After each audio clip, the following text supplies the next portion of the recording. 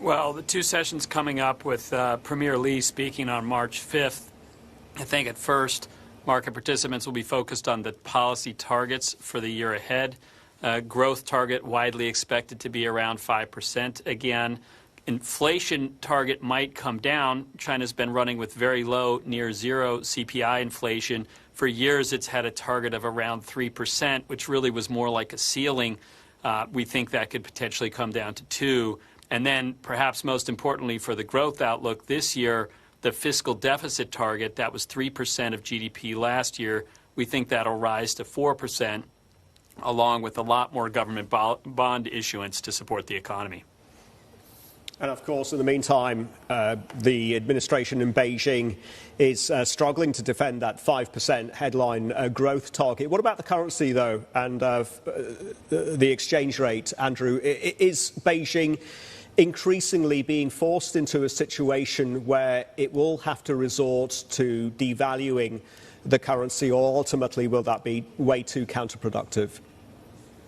Policymakers seem to think it'll be counterproductive. They think that the impact on confidence of a weakening currency would probably offset or nearly or more than offset a benefit to exports from a weaker and more competitive renminbi.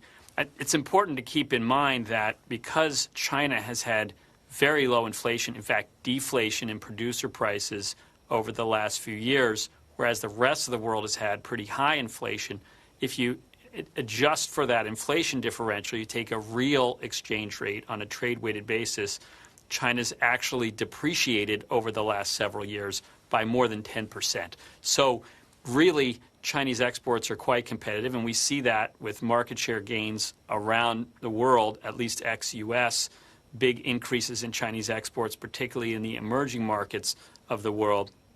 That suggests they don't really need a weaker currency to bolster exports.